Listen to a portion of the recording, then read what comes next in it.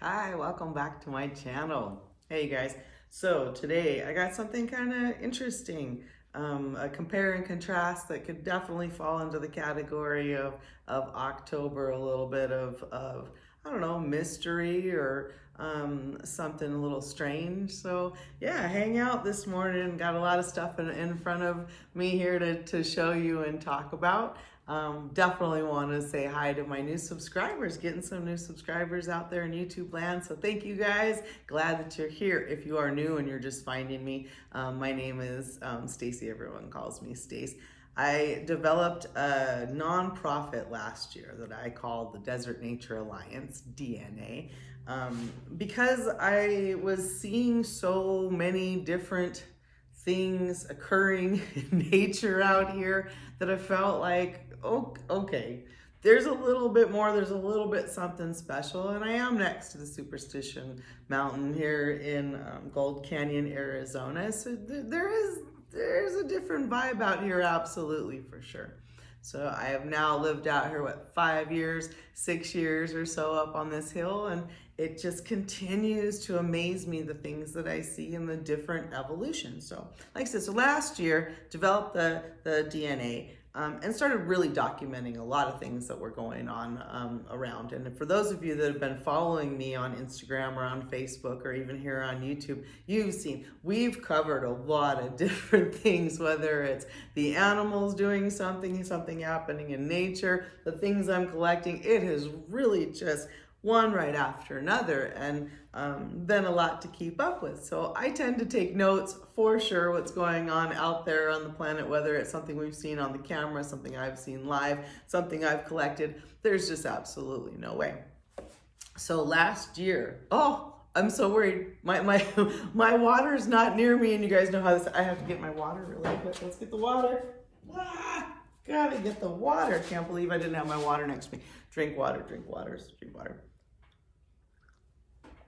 So anyways, last year from basically August, September, I started noticing that there were a lot of snakes on the ground, whether they were moving, whether they had been hit by a car, whether they had been half eaten by something, smushed.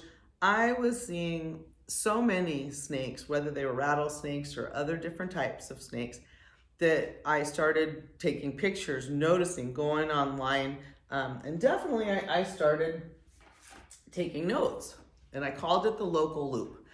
I mean, if you think about in terms of studies, I'm a tiny little one person little area that I'm working on. And so no, am I going to make a huge difference? Am I going to see things that maybe are different or maybe I'm going to find out are very common? Sure, absolutely. I'm still new in my world out here and in studying my science. And so it's fantastic. Science is mostly questions and answering those questions and seeing things and saying, is this normal or is something changing?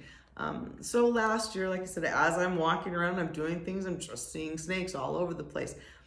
To the point, like again, a lot of you that have followed me for a little while, you saw me. There were so many, I felt like I needed to learn how to take care of them in some manner so we could use them for education, we could study them, all of the things, whether I could get people used to being around snakes, every bit of it. What was I going to do with all of the snakes that I had started to find? So I started to document them, and I have my local loop and pages and pages. And what I did was I wrote the dates down and the times and what I was finding, the temperatures, all those things. Being novice at this whole thing that I'm doing out here. So I just thought, okay, write down everything, collect as much as you can, and you'll continue to learn. And to be quite honest, I was terrified that what I was going to really have to jump into were snakes. But that's what I was finding. And I had already made the commitment that whatever was happening out here as it continued to evolve, that's what I would study, I would photograph, I would show everyone, because it's beautiful and it's amazing out here. And so whatever came at me at whatever cycle that it was coming, I was going to do my best to take it in, learn from it, and then share with you guys. So like I said, so last year it was snakes. And I'm pointing over here because this is most of the collection that I have from that last season. And from here, I show it was from the end of August, August 26th. And I continued to write notes about snakes. And I wrote notes about other things. I found some bats, I found some other things. But I wrote notes, like you would when you go out. I'd do the same loop, me sometimes varying on the times, especially if I had found something, I'd go back out again, possibly. But I wrote it all down. And I ended in November, and I wrote when Sherman went to hunker down. Sherman's the desert tortoise, so for those of you guys that are new, Sherman, at a certain point, along with the rattlesnakes, all the snakes, they go underground. It gets too cold for us. So I was trying to keep track of that and see actually when that was occurring. Again, just for the flow of everything. So all that I knew coming into this year was roughly around August, I needed to start looking for snakes again. Yay, right? And get ready and be prepared for it. And so I was. Oh, absolutely. So I've got my charts here, and you guys, like, again, those of you that follow, you've watched me. I went anything from being just horrifically terrified to learning how to at least skin them the best that I could, learn how to measure things, definitely upped my safety, and just continued to learn more, followed different people online. Again, kind of terrified that my identity had really shifted into a lot of snakes, talking about a lot of snakes.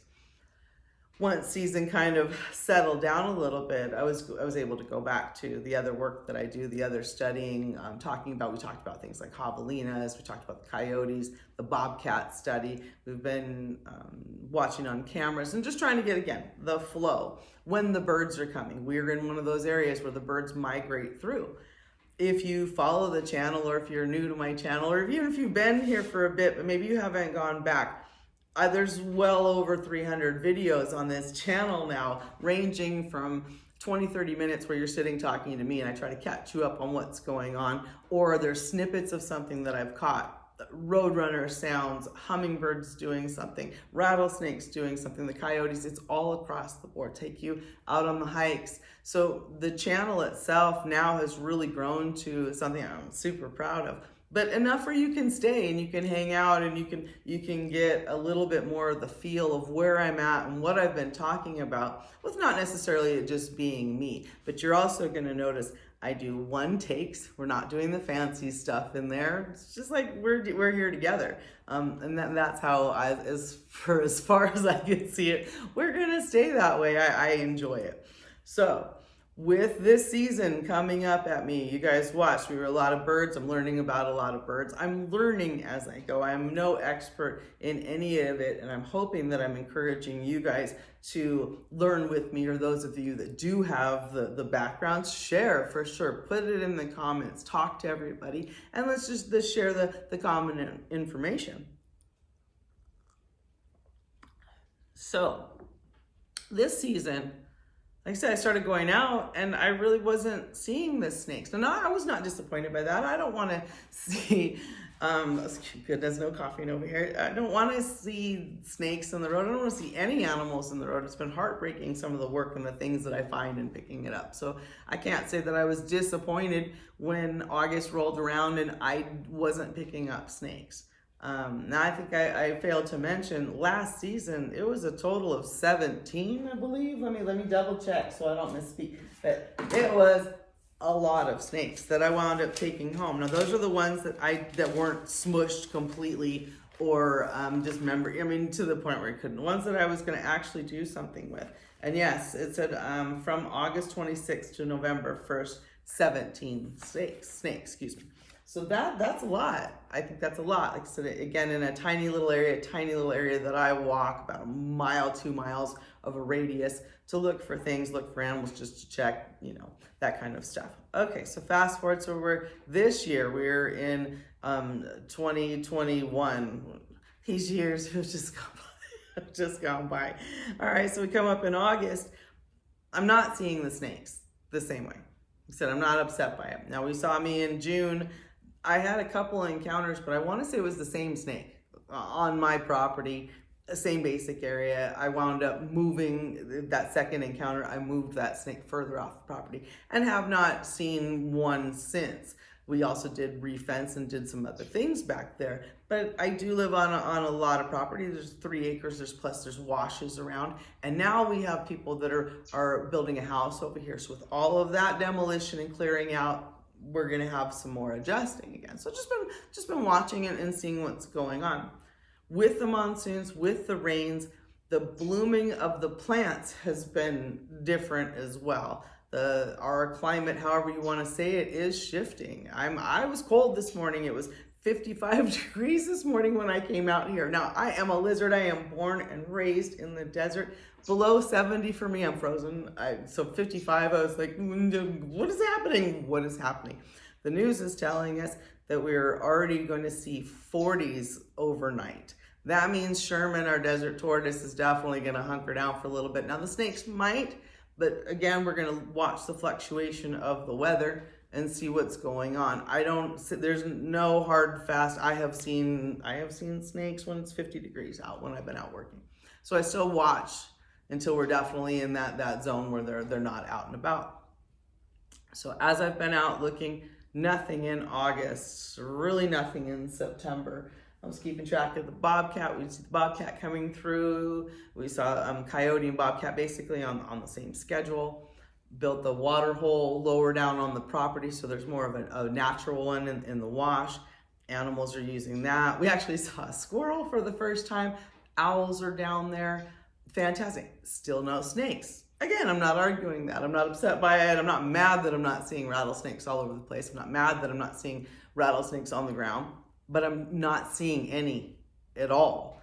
So to go from 17 in this small period of time in a small area, all these different types of snakes that I wound up finding, anything from a gopher snake to king snakes to coach whip to the different to rattlesnakes. I mean, found a lot.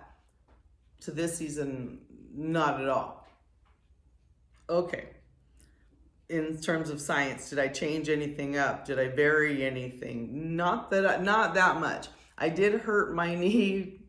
Go back to the videos when I went to the river and I got tossed pretty hard. I hurt my knee, hurt my ankle, and hadn't been doing the same level of walking around and hiking that I had. But for sure, we're still in the truck going out and doing your errands and things. Like last year, I would see them and be jumping out of the truck and grabbing something that had been run over, or a snake that had somebody had already stolen the rattle from. I was finding all kinds of stuff last year. Nothing this year. I wasn't finding anything. So kind of really, I'd say, started to slack off. By the middle of September, I'm just like, so I'm watching, but I'm not going out there at the same level, because last year it was just one right after another. I'm freezing them, I'm soaking them, I'm learning how to do all kinds with them, I'm making necklaces, I'm doing all kinds of crazy things. And then now, what? What is happening?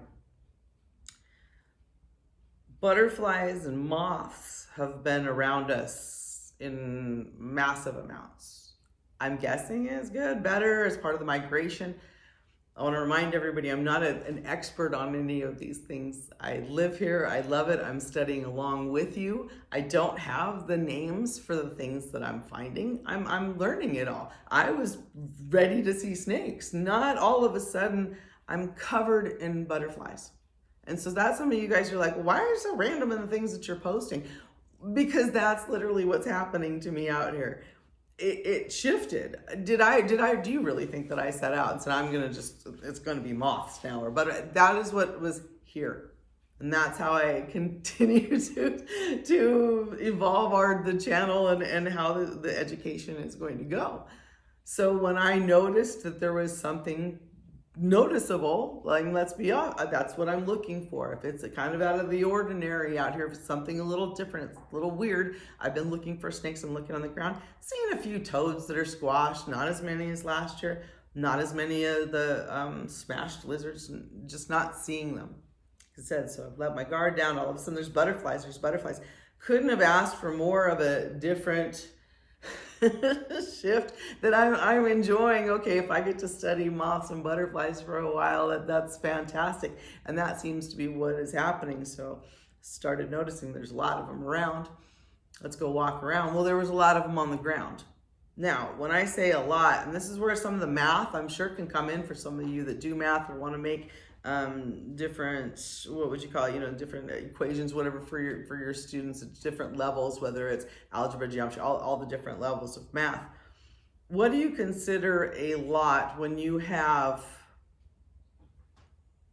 we're talking butterflies and I've got what I would call swarms of them on bushes and huge areas? Is this a lot, or would this be a normal percentage of what you would expect to see as it's moving through and getting hit by cars? That's a legitimate answer. Or are there more of them around than there were before? Again, I am not in that category. I'm going to offer the questions to you. So maybe those that do study it, okay, this is interesting. I don't know a lot about them at all. I have some friends that would love to have some to do different things with it, whether it's art or just study. I put some in a plastic container. I will encourage you guys, as much as humanly possible, to reuse as much plastic as you possibly can. So a lot of the stuff that I have, you'll see, is in jars or reused plastic. So I've got some of the bigger, prettier butterflies in here. I don't know how to take care of them properly, but I had some great offers already online, so I will be hitting some of you guys up for the help on taking care of them for sure. So yeah, there's a lot of questions to me. Are these the same type? To me, they don't look like the same type. Are they moths? Are they butterflies? Is there a combination? It's probably yes to all of that. Again, I'm in that category of I'm fascinated and curious, and it also gives me that missing out, that fear of missing out. Do I have to go out and keep looking? But I honestly probably will, because now I'm documenting it, that at this point I was like, okay, this is where I really noticed it. Is it trailing off? Am I still finding the same amounts of moths, butterflies as I was when it first, how is this working now? Considering it's a migration, I think it's going to trail off at me is the guess that I have. I'm just seeing part of a different migration. Did it shift? I don't know. I think it's fascinating that this is why I'm doing what I do. And so, yeah, sometimes you'll see some videos that are a little more lighthearted or in other directions, but for the most part, that's just to give Stacy a break, because she is working, because as soon as I'm starting to study one area, something else is coming up at me, or I've handed something else by the universe. Now, you say, well, handed to you. Yeah, well, I could not pick this stuff up, but look at how much amazing education is here. And that's why I continue to offer it to everyone that is, if you want to study, if you want to use these for your videos, if you want some help from me, absolutely, because you may not want to be sitting in a college classroom or can't, or whatever it is, but you're just fascinated and want to keep learning like I do. Well, that's exactly what I'm doing, and trying to protect the area that I'm around, and just be more responsible, in how we take care of the surroundings and the animals and the nature that's with it. Okay, so while we're out yesterday looking for butterflies, I'm going to talk about safety really quick. I brought my husband and brought my dogs. I asked them to come with me on the walk. Walking out into the roads looking for things, a lot of times I can be not as aware as I should. So having somebody with me, having them around me, I would recommend that. If you're inspired by me, or if you are somebody who has been going out by yourself, please be careful. It's very easy to go, oh, I want to grab something, and maybe not have heard a car, not heard something, not heard a rattle, wherever you happen to be. So please stay safe out there. I have a few areas that, though they are open to the general population to go to, some of you also know this, there is one area, I go into hesitantly, because I do find a lot of bones there. I have seen the animals there, whether it's the javelinas there, the pack of coyote. There's a lot of animals in certain areas of our washes out here that I'm familiar with. That's where I tend to find just parts and pieces at. And so I know I have to be careful, but there's also a human element out there that you also have to be aware of and be careful, especially if you're alone and not paying a lot of attention. And so no, I have someone with me now. I'm monitored, definitely trying to keep me safe. So for those of you that worried, yeah, you and absolutely, you're right. There was you can't let your guard down. I can't emphasize that enough for all of us. You get comfortable in situations, you get comfortable looking for snakes, you get comfortable looking for things, and you could possibly get hurt. And so please don't drink your water, make sure people know where you're at, have someone come with you, all of that kind of stuff. So while we were out in one of those fairly dangerous areas, found something fascinating yesterday. Again, no snakes. Knock on wood, not seeing them. So good for the snakes. At least I'm glad that there's not dead ones around. Hopefully that means that they're doing well and figuring their stuff out. As we're walking around yesterday, one of the first things that I found, now I'm not going to identify it. Of course I know what it is. I know what it is by now. Are you kidding me? I'm putting together full animals at this point. This is for any of you teachers out there that want to ask your students. So that was the first part that she found. Second part she found, and does she know it's from the same animal? No, she does not, because they were so far apart from each other. They're in general area of each other, so you can make an assumption, but they were not all together, and it was not a skeleton, so I can't say that this is exactly from, unless I did more testing or measuring and all the things. Okay, and so then this is the part that actually tells me what I'm looking at. And so again, I am not going to identify. Of course, I know I know the answer if you need it. But I'm going to put that right on up there for those of you that do teach, that are trying to learn yourself for some identification, what I picked up, and so what gave me the clue of what maybe had or was deceased, what this was. So this is yesterday, so no snakes, tons and tons of moths, tons and tons of butterflies, and now parts and pieces. This is the one that is exciting, if you will. See if I can get this up here the best that I possibly can to you. I want you to take a look at that. Oh goodness. That animal, and I know what it is as well. Again, I'm going to leave that. I'm not going to tell you guys. You should know if you watch this channel at all. If you live out here, you should know what I am holding on to right now. It probably put up quite a fight. I did look around to see if I could find the other tooth. I could not. Of course, I want to go back. Could not find the top. Could not. We looked around. So like I said, so again, this is for those of you. Whoa. This is for those of you that are studying. No, I'm not going to tell you what it is. You should know by now. You should know by now what it is. How to pronounce it. All of the above. Now, can I say that this came from the same animal? I'm gonna guess. Like I said again, from looking here and knowing that the usual suspects out here would have. So we've got coyote, you've got deer, you've got javelina, bobcat. Okay.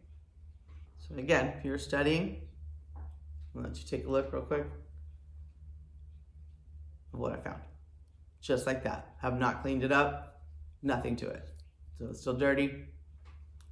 Because that's really how I find things.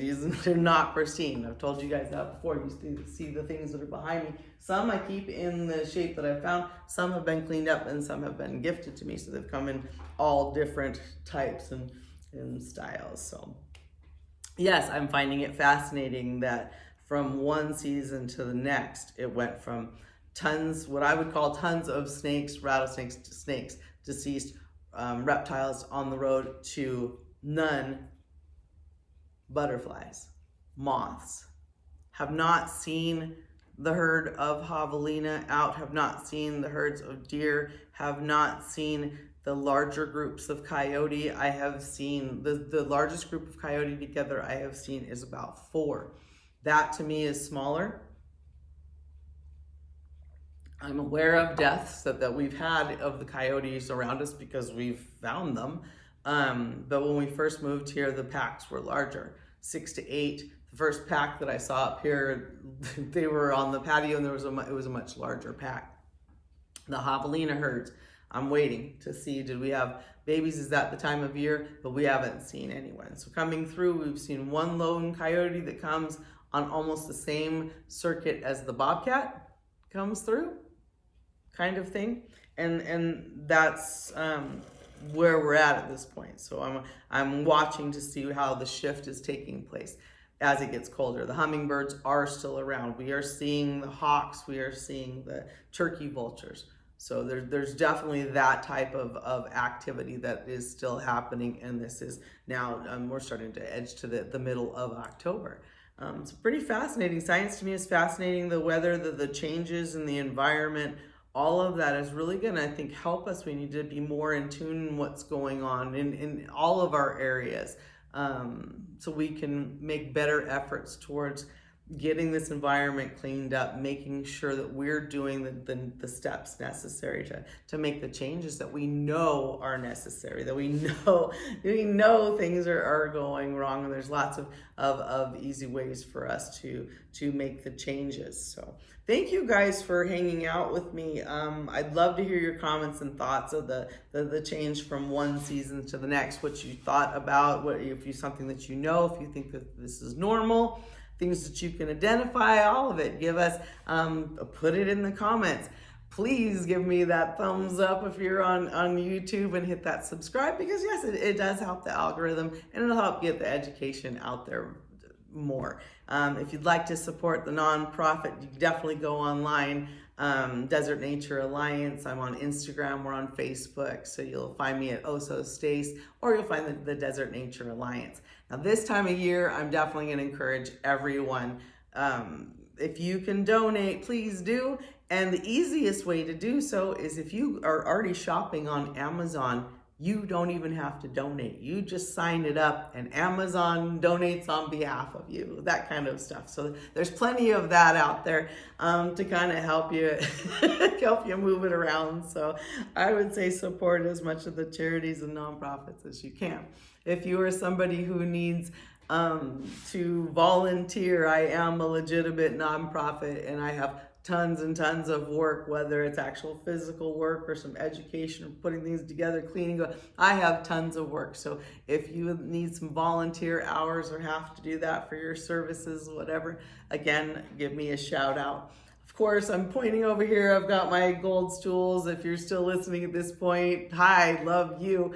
The gold stools, I am still doing interviews. I've talked to more people that are interested. So it's just a lot of fun, a lot going on as we edge into the end of this crazy 2021. I'm looking forward to 2022 already and see what it brings us. So thank you again. Looking forward to spending more time with you guys later. Talk to you soon.